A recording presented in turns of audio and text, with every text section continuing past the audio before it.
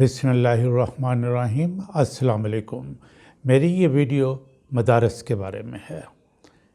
नाज़रीन, पाकिस्तान के लिए ये एक इंतहाई अहम मौदू है, ख़ास तौर पे दुनिया जिस तरीके से पाकिस्तान के मदारस को देखती है। पाकिस्तान में मदारस का ताल्लुक़ मसाजिद और इस्लाम से समझा जाता है।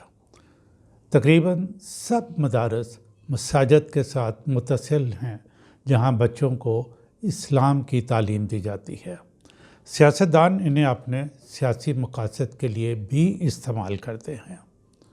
आपको जनरल ज़ियाउल हक़ का दौरे हुकूमत याद होगा। उस वक्त अमेरिका ने मुख्तलिफ इल्ज़ामात लगाए कि इन मदारस में दहशतगर्दों को तरबियत दी जाती है और यहाँ इंतहा पसंद ज़हन जो है वो तैयार किए जाते हैं। मुझे ये वीडियो बनाने का ख़्याल इसलिए आया कि सोशल मीडिया पर बहुत सी वीडियोस देखी जा सकती हैं जिनमें मदारस के असातिज़ा या बड़ी उम्र के बच्चे छोटी उम्र के बच्चों को जिस्मानी और जिनसी तशद्दुद का निशाना बनाते देखे जा सकते हैं। ऐसी वीडियोस को देखकर अक्सर लोग गमज़दा हो जाते हैं और वो इसके बारे में बात करते हुए बहुत जज्बाती हो जाते हैं, क्योंकि वो मदारस को इस्लाम के साथ जोड़ते हैं। हालांकि इसका इस्लाम से यानी उनकी हरकत का इस्लाम से कतन कोई ताल्लुक़ नहीं है। वो भी आम इंसानों की तरह हैं। बहरहाल उनकी हरकतों का ज़्यादा अफसोस इसलिए होता है, और ये होना भी एक कुदरती अमर है, क्योंकि वो इस्लाम की तालीम देते हैं। ये जानना अहम है कि पाकिस्तान में इतने ज़्यादा मदारस क्यों हैं और इसमें बेशुमार बच्चे क्यों मौजूद हैं। इसका हमारे सोशो इकनॉमिक हालात से बहुत गहरा ताल्लुक़ है। दूसरा, कदीम मदारस के सरपरस्त इन्हीं मदारस की बिना पर मुल्क में सियासत करते हैं। मेन स्ट्रीम एजुकेशन सिस्टम में पढ़ने वाले बच्चे मदारस में पढ़ने वाले बच्चों से अपने आप को मुख्तलिफ समझते हैं। वो उन बच्चों को जो कि मदारस में पढ़ते हैं उनसे ना दोस्तियां करते हैं, ना वो ज़िंदगी में मिलजुल के उनके साथ खेलते हैं और ना ही कभी कोई कारोबार उन बच्चों के साथ मिल के करते हैं। इसकी वजह ये है कि दोनों स्ट्रीम के बच्चों की सोचों में ज़मीन आसमान का फ़र्क है। नाज़रीन, 11वीं सदी में मदारस का आगाज़ हुआ। उस वक्त मदारस में सिर्फ़ और सिर्फ दीनी तालीम के लिए मखसूस नहीं थे, बल्कि वहाँ माशरे के लिए फिजिशंस, एडमिनिस्ट्रेटर्स, जजेस और टीचर्स जो है वो तैयार होकर निकलते थे। तारीख़ हमें बताती है कि मदारस को इंतहाई इज़्ज़त व एहतराम की नज़र से देखा जाता था और मदारस से वाबस्ता लोगों की मुआशरे के अंदर बहुत इज़्ज़त होती थी। जामअतुल अज़हर की मिसाल आपके सामने है, जो मिस्र में है। 10वीं सदी में कायम होने वाली ये दरसगाह इब्तदाई तौर पर सिर्फ़ इस्लाम की तालीम के लिए थी। 1961 में इसे यूनिवर्सिटी का दर्जा मिला। नाज़रीन, मुझे पाकिस्तान के 11 सीनियर ऑफिसर्स के साथ, जो कि पाकिस्तान एडमिनिस्ट्रेटिव स्टाफ कॉलेज में ट्रेनिंग पे थे, वहाँ जाने का इत्तेफाक हुआ। वहाँ की फैकल्टी ऑफ मैनेजमेंट के डीन ने हमें पूरी यूनिवर्सिटी दिखाई। अब इसके साथ तकरीबन 4000 कॉलेजेस अफिलिएटेड हैं। ये याद रहे कि जामअतुल अज़हर मस्जिद से शुरू हुई थी। बताने का मकसद ये है कि मदारस मुसलमानों के लिए तमाम मज़ामीन की दरसगाह थे। आहिस्ता आहिस्ता ख़ास तौर पर बरसगीर पाक व हिंद में सिर्फ़ इस्लाम की तालीम के लिए मुख्तस हो गए। एक पैटर्न बन गया कि मस्जिद बनाओ और उसके साथ मदरसा तामीर करो। आप देखेंगे कि तकरीबन सब मदारस के साथ हॉस्टल्स भी हैं। عام طور پر مسجد کے امام صاحب ہی مدرسہ کے منتظم ہوتے ہیں۔ امام صاحب جس اسکول آف تھاٹ سے تعلق رکھتے ہیں، مطلب جس فرقہ کے اساتذہ سے انہوں نے تعلیم حاصل کی ہوتی ہے، وہ اسی کو آگے بڑھاتے ہیں۔ یوں اس سسٹم نے ہماری مساجد کو فرقوں کی مساجد میں تقسیم کر دیا۔ اس وقت پاکستان میں تقریباً 40,000 سے زیادہ مدارس ہیں، ان میں سے 18,000 باقاعدہ رجسٹرڈ ہیں۔ آپ کو حیرت ہوگی، اور ناظرین آپ یقین کریں، مجھے چونکہ میں نے یہ مدارس بہت سے وزٹ کیے ہوئے ہیں، مجھے بہت دکھ بھی ہوتا ہے۔ شاید ہی کوئی مدرسہ ایسا ہو جس پر کسی نہ کسی فرقے کی چھاپ نہ لگی ہو۔ ایک رف ایسٹیمیٹ کے مطابق پورے پاکستان میں 42 لاکھ کے لگ بھگ طلبہ ان مدارس میں تعلیم حاصل کر رہے ہیں۔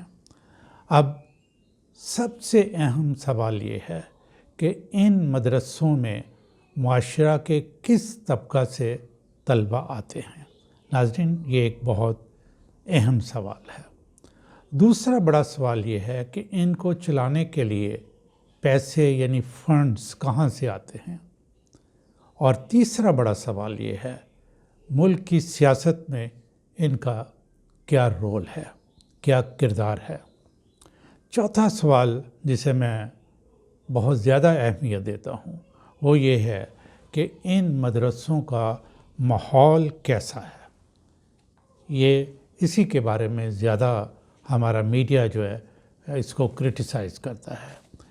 دین کی تعلیم کے ساتھ ساتھ ان کی تربیت کیسے کی جاتی ہے؟ کیا یہ ایک دوسرے کے سیکٹس کے بارے میں طلباء کے ذہنوں میں نفرتیں پیدا کرتے ہیں؟ میں نے تقریباً ہر فرقہ کے مدارس کا سینئر افسران کے ہمراہ، جب کہ ان کی ٹریننگ ہو رہی تھی اور ہم وزٹ کرتے تھے، دورہ کیا ہے۔ لیکن بظاہر بڑے مدرسوں کے انتظامات اور نصاب میں کوئی قابل اعتراض بات نظر نہیں آتی، اور نہ ہی منتظمین یہ تسلیم کرتے ہیں کہ وہ اپنے طلباء کو تشدد پسندی کا درس دیتے ہیں۔ تقریباً تمام مدرسوں میں تمام طلباء خط غربت یعنی پاورٹی لائن سے نیچے گھرانوں سے تعلق رکھتے ہیں۔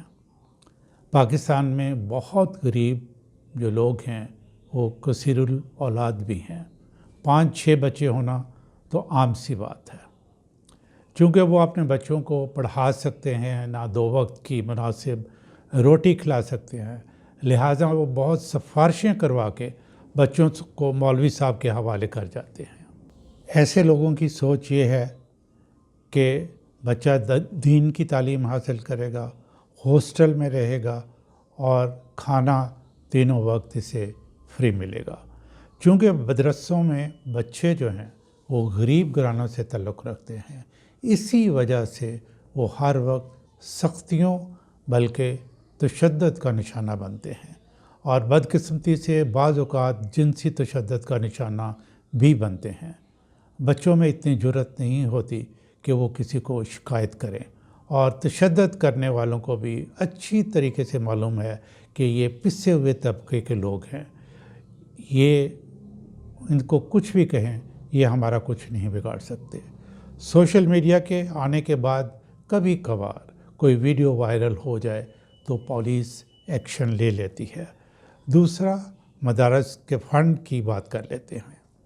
مدرسہ بڑا ہو یا چھوٹا، چونکہ مدرسہ مسجد کا حصہ تصور کیا جاتا ہے، اس لیے لوگ صدقہ خیرات کثرت سے دیتے ہیں۔ کون دیتے ہیں؟ اس سوال پر میں فی الحال تبصرہ نہیں کرتا۔ بہرحال ان میں وہ لوگ زیادہ ہوتے ہیں جو اپنا مال حرام سے حلال کرنا چاہتے ہیں۔ بڑے سائز کے مدرسے جن کے منتظمین معاشرہ میں جانے پہچانے جاتے ہیں یا سیاست میں ہیں، ان کو زکوٰۃ بہت ملتی ہے۔ وہ مختلف برادر اسلامی ممالک کا رمضان سے 1-2 ماہ پہلے دورہ بھی کرتے ہیں، اور وہاں سے اچھا خاصا پیسہ جو کہ ان کو زکوٰۃ کی مد میں ملتا ہے وہ اکٹھا کر کے لاتے ہیں۔ ہمارے برادر اسلامی ممالک اپنے اپنے مکتبہ فکر سے تعلق رکھنے والے مدرسوں کو چندہ کی اچھی خاصی رقوم دیتا ہے۔ ان میں آپ سعودی عرب اور ایران کا نام لے سکتے ہیں۔ بے شمار لوگ جن کی اولاد نہیں ہوتی وہ بھی مرنے سے پہلے اپنی زمین، پلاٹ، گھر انہی مدرسوں کو دے دیتے ہیں۔ کچھ مدرسوں نے ڈسپینسریاں بھی بنا رکھی ہیں۔ جہاں ڈسپینسریاں ہیں اس علاقہ کے صاحب ثروت حضرات نے مختلف کاموں کی ذمہ داری لے سکی ہے۔ کوئی دوائیاں دیتا ہے، کوئی ڈاکٹر اور عملہ کو تنخواہ دیتا ہے، وغیرہ وغیرہ۔ یوں انہیں فنڈز کی قطعاً کمی نہیں ہے۔ تیسرا سوال کہ ملک کی سیاست میں کردار۔ میرا تجزیہ یہ ہے کہ مدرسوں کے ساتھ بہت زیادتی ہوئی۔ جنرل ضیاء الحق کے زمانے میں افغان وار کے لیے انہیں مجاہدین کی ضرورت تھی۔ مدرسوں کے بچوں کی برین واشنگ کی گئی کہ یہ جہاد ہے، جنت آپ کے لیے تیار ہے۔ ان غریب ماں باپ کے بچوں کو جنگ کے لیے استعمال کیا گیا۔ اس وقت امریکہ ڈالرز دیتا رہا۔ جو ہی اپنا مقصد پورا ہوا تو پوری دنیا میں کہنا شروع کر دیا کہ یہ مدرسے دہشت گرد پیدا کر رہے ہیں۔ پاکستان کے سیاستدانوں نے بھی مدرسے بنا رکھے ہیں اور وہ ان بچوں کو اسٹریٹ پاور کے طور پر استعمال کرتے ہیں۔ ناظرین، جب امریکہ نے ہمارے مدرسوں کے خلاف مہم شروع کی تو اس وقت ہمارے مدرسوں میں غیر ملکی طلبہ اچھی خاصی تعداد میں زیر تعلیم تھے۔ یعنی ہمارے کچھ مدرسے ایسے ہیں جو کہ دنیا میں اچھی تعلیم کی وجہ سے جانے جاتے تھے، اور کوئی جو اپنے سیکٹس میں یا اسکول آف تھاٹ میں تعلیم حاصل کرنا چاہتا تھا وہ پاکستان میں ان مدرسوں میں آ کے داخلہ لے لیتا تھا۔ بہرحال پھر جب امریکہ نے بہت زیادہ پروپیگنڈا کیا تو ان طلبہ کو تعلیم ادھوری چھوڑ کے اپنے ملک واپس آنا پڑا۔ آخری سوال مدرسوں میں ماحول کے بارے میں ہے۔ بڑے بڑے مدارس بھی ہیں جو باقاعدہ رجسٹرڈ ہیں۔ وہاں بڑے بڑے نام پر علماء کرام تدریس و تصنیف کا سلسلہ سر انجام دیتے ہیں۔ میں نے دیکھا کہ اکثر مدرسوں میں مخیر حضرات نے کچن کے اخراجات کا ذمہ داری اٹھا رکھی ہے۔ دنیا بھر سے نہ صرف پاکستانی بلکہ اور مسلمان بھی ان سے مختلف مسائل کا حل پوچھتے ہیں۔ یعنی آن لائن اب ہمارے مدارس جو ہیں ان کو ان کی مشکلات کا یا مسائل کا حل بھی بتاتے ہیں۔ دوسری طرف یہ بھی حقیقت ہے کہ یہ بزنس کے لیے مسجد بنا کر ساتھ مدرسہ بنا لیا جاتا ہے، جہاں اس علاقہ کے بچے بچیاں قرآن پاک پڑھنے کے لیے آتے ہیں۔ مدرسوں میں رہائش کا بندوبست بھی ہوتا ہے جہاں غریب لوگ اپنے بچوں کو چھوڑتے ہیں۔ ایسی جگہوں پر جسمانی اور بعض اوقات جنسی تشدد کی شکایات ملتی ہیں۔ میری رائے ہے کہ برائی کو مدارس کے ساتھ نہ جوڑا جائے، برائی کو برائی کرنے والوں تک محدود رکھا جائے۔ مدارس ہمارے جیسے ملک جہاں کے زیادہ آبادی خط غربت سے نیچے ہے بہت مفید انسٹیٹیوشنز ہیں۔ دین کی تعلیم کے علاوہ ہر مدرسہ کچھ دوسرے مضامین نصاب میں شامل کر سکتا ہے تاکہ طلبہ مسجد کی امامت ڈھونڈنے کے علاوہ کوئی اور کاروبار بھی کر سکے۔ مدارس کو اس نظر سے دیکھیں کہ وہ معاشرہ خود عطیات سے انہیں چلاتا ہے۔ ان پر تھوڑی سی توجہ دے کر فارغ التحصیل طلبہ دین کی تعلیم دینے کے علاوہ ملک کی اکنامک ڈیولپمنٹ میں اہم کردار ادا کر سکتے ہیں۔ ناظرین، ان میں بہت اسٹوڈنٹس ایسے ہیں جو کہ قرآن پاک حفظ کرتے ہیں، ان کی میموری بہت اچھی ہوتی ہے، ان کو کمپیوٹر پہ سبجیکٹ کی طرف راغب کرنا چاہیے، یہ بہت فائدہ مند کام ہوگا۔ مدارس کو چلانے کے لیے محلہ کی سطح پر کمیٹیاں بنائی جا سکتی ہیں جو تشدد کی شکایات پر نظر رکھیں اور فرقوں کی ان جو مدارس ہیں یا مساجد ہیں ان کو فرقوں کی مسجدیں اور مدارس نہ بننے دیں، بلکہ یہ اسلام کی تعلیم کی جگہ ہو۔ اب بدلتے زمانے میں دوسرے مضامین بھی پڑھائے جانے چاہیے اور ان کو اپنی اصل حالت کی طرف لے جایا جائے جب ابتدا ہوئی تھی اور مدارس مختلف فیکلٹیز کے ماہرین معاشرے کو دیتے تھے۔ ناظرین، امید ہے کہ آپ کو یہ ویڈیو پسند آئے ہوگی۔ میں اس کے بارے میں بہت ایک لمبا جو پریزنٹیشنز ہے وہ دے سکتا ہے، میں نے انتہائی مختصر کر کے مدارس کے بارے میں آپ کو بتایا ہے۔